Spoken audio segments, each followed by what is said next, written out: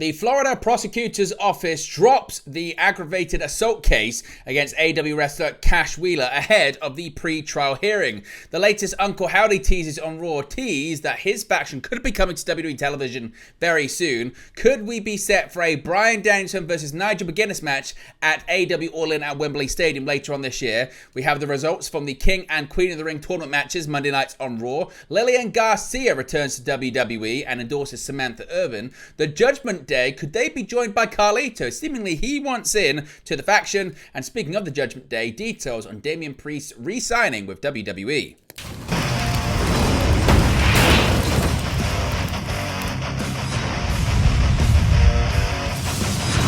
Hey guys, welcome back to Wrestling News 365. Hope everyone is doing very well. As always, there are plenty of news stories to get into in the world of professional wrestling. Let's start off talking about AEW wrestler Cash Wheeler, because AEW star Daniel Cash Wheeler will not stand trial for a charge of aggravated assault with a firearm, as the prosecution has decided to not move forward with the case. PW Insider reported Monday that the Florida prosecutor's office had filed a nolla prosequi, a Latin phrase that essentially means the prosecution has decided to abandon the case completely and not move forward with it.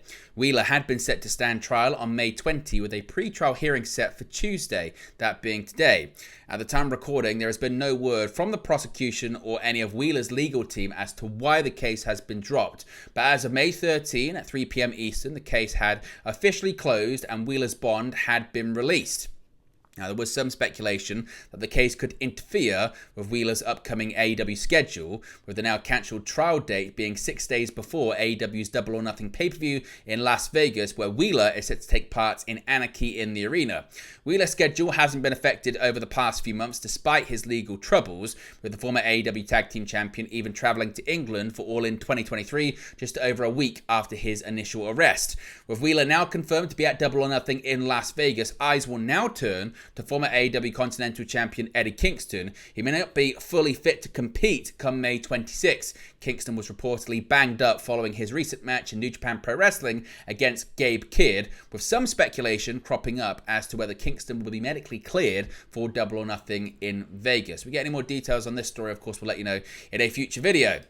Now, Uncle Howdy, we got a ton of extra teases and new teases and information when it comes to Uncle Howdy and his future on WWE television. The latest in a series of mysterious QR codes on WWE programming led followers down the most complex path to date, with a landing page and 20 images to sift through.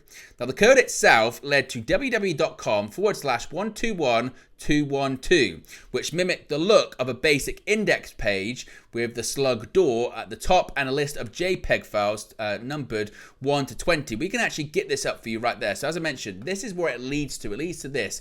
It leads to this landing page, which you can see there says door, and then all of these images going from 1 to 20. Now, let's actually go through some of these images that you can see right there. Now, if you click on the first one, you just get a picture of, it looks like to be a smiley face drawn on a ripped piece of paper.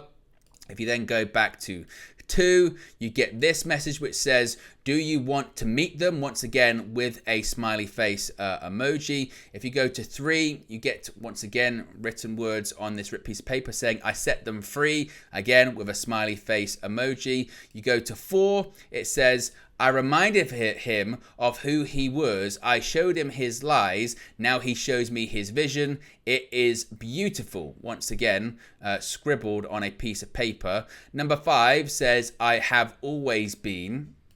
Go to number 6 and you get, once again, I think this is meant to be once again a picture of the sort of crow that we have seen in recent weeks whenever these QR codes are flashed up on WWE television.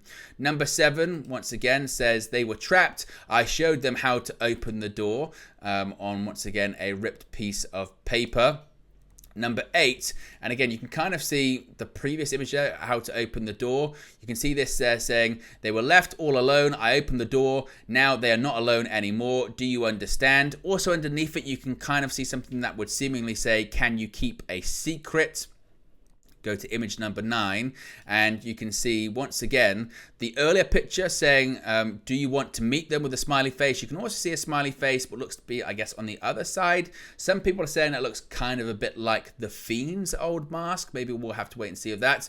If you scroll up here, it says, if you have to ask what you aren't seeing, then you aren't looking, once again, with the smiley face. Go to image number 10, saying, you don't see it, do you? Go to image number 11, and you see, what do you want to know?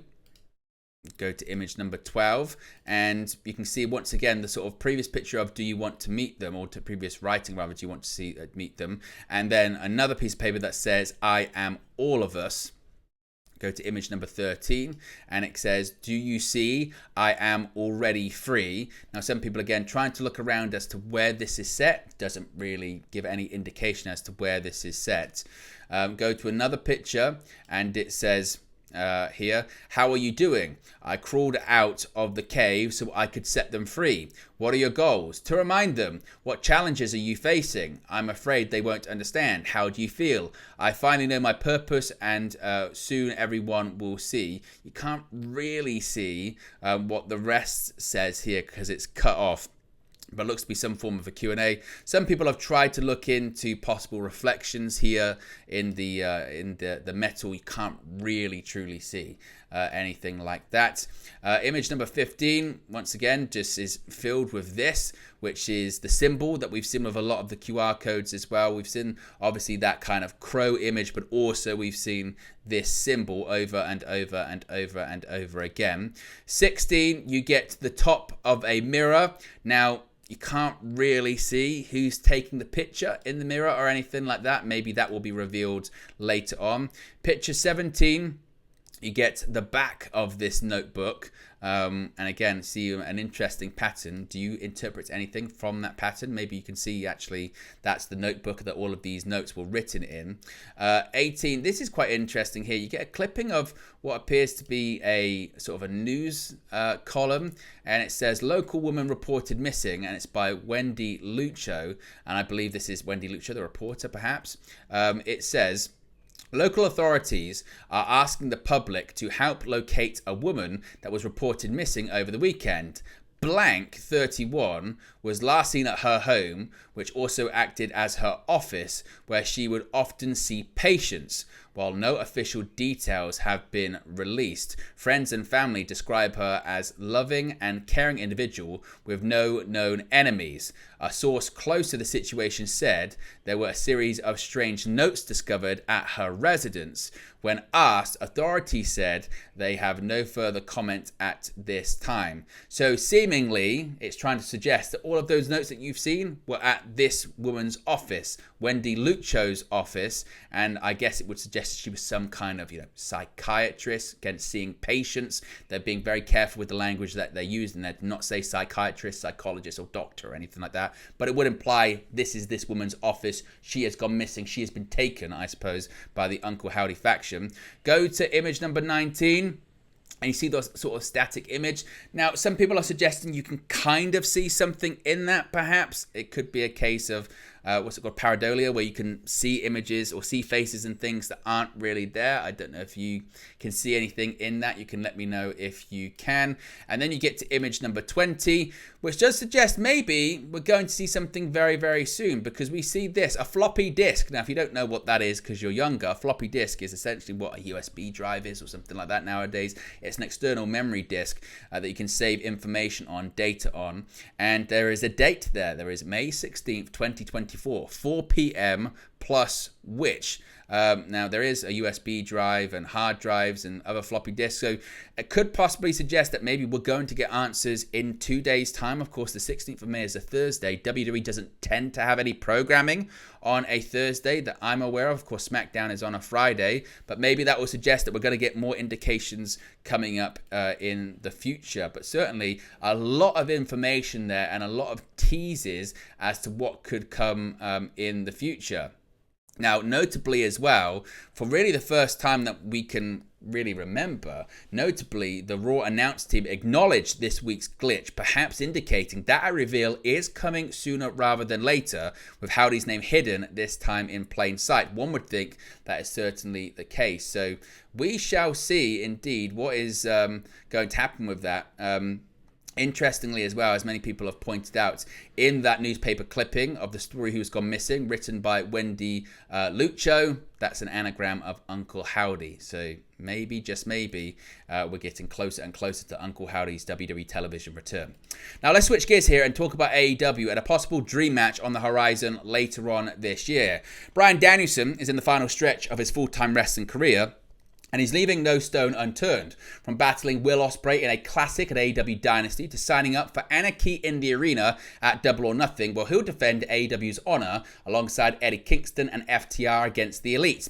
And if some hints from Saturday's episode of AEW Collision are to be taken seriously, there may be a direction for Danielson regarding AEW All In at Wembley Stadium later this summer.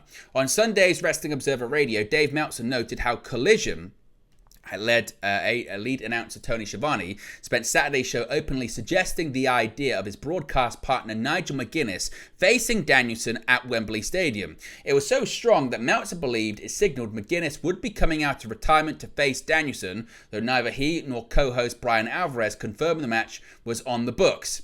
Now, since joining AEW/Ring of Honor in spring 2023, McGuinness has expressed hostility towards Danielson while at the commentary desk, openly rooting against the American Dragon during his matches. The history between the two goes back to mid-2000s, where Danielson and McGuinness wrestled each other more than 24 times, with some of their encounters in Ring of Honor going on to be considered the greatest matches in the promotion's history. Some believed that McGuinness and Danielson were slated to wrestle at All In last year before Danielson was forced to miss the event due to injury, with McGuinness later joking that Danielson was scared to face him.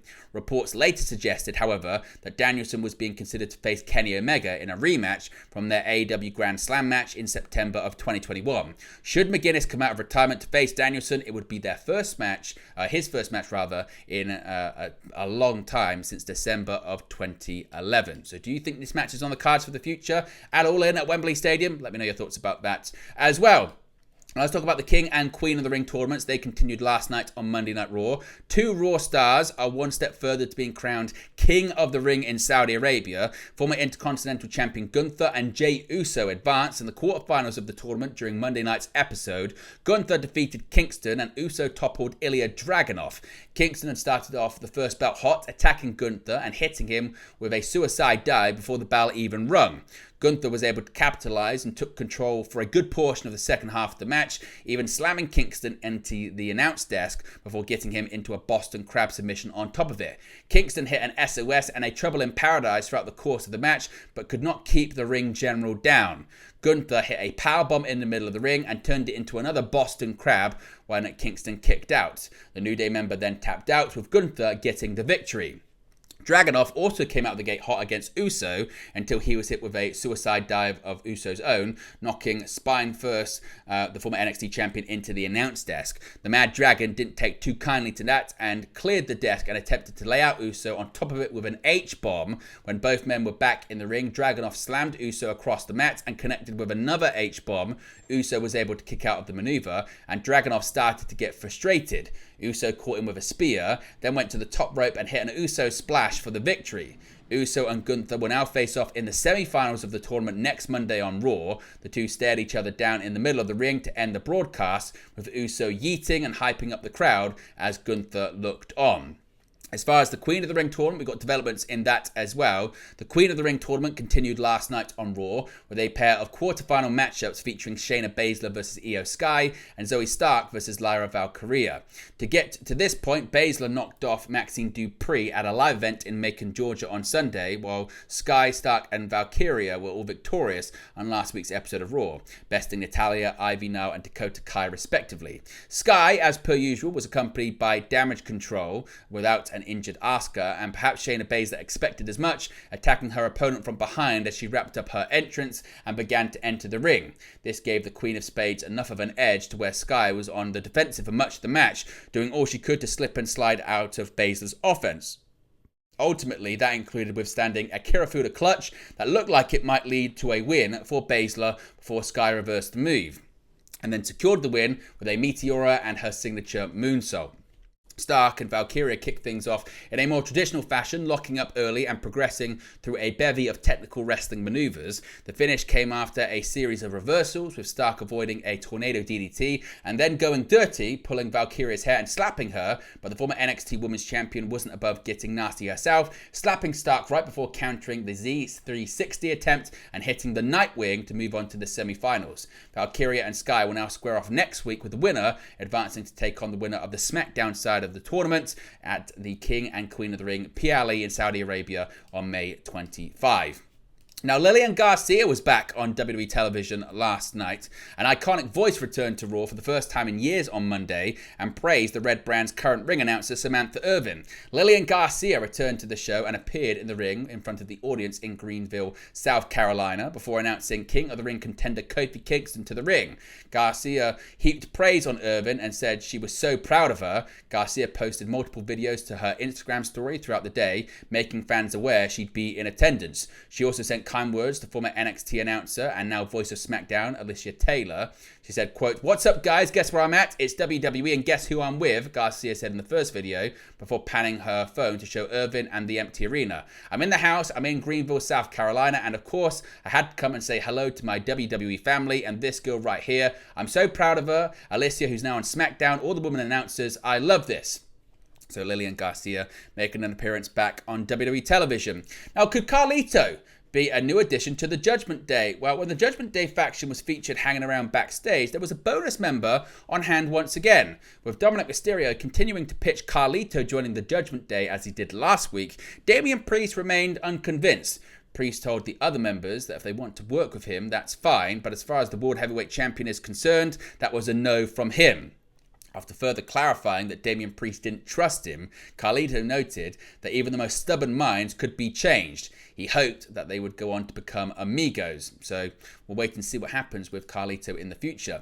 But finally, speaking of the World Heavyweight Champion Damian Priest, a bit of an update on him signing a new contract with WWE. World Heavyweight Champion Damian Priest has been enjoying his first ever run with a top singles world championship, having cashed in his Money in the Bank briefcase during WrestleMania 40. And while the eventual length of his championship reign remains to be seen, his tenure with the company isn't ending anytime soon. According to a new report from Fightful Select, Priest has signed a new multi-year contract with WWE. The report noted that Priest himself confirmed the news during an interview with Kathy Kelly after Monday Night Raw. Fightful asserts that they learned through sources that the deal was inked months ago and came down to the wire as the champion's contract was set to expire sometime in February. The signing was completed just days before this deal expired.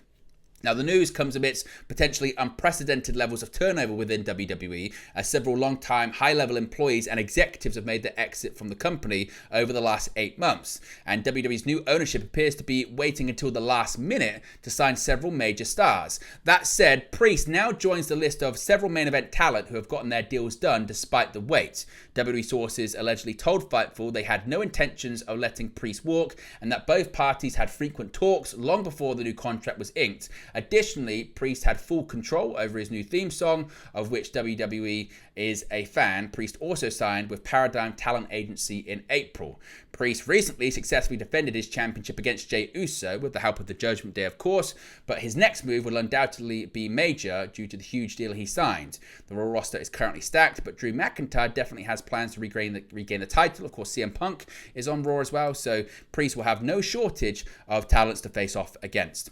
But there you go, guys. Latest pro wrestling news for you. Be sure to smash a like on the like button. Be sure to subscribe, bottom right hand corner. As always, let me know your thoughts in the comment section below, and I'll speak to you again very, very soon. Hey guys, thank you for watching, listening, streaming, or however you come across this video today. Be sure to click on the video on the right there to watch our next video, or click the bottom there to subscribe, or the bottom right hand corner. Thank you very much, and I'll speak to you again very soon.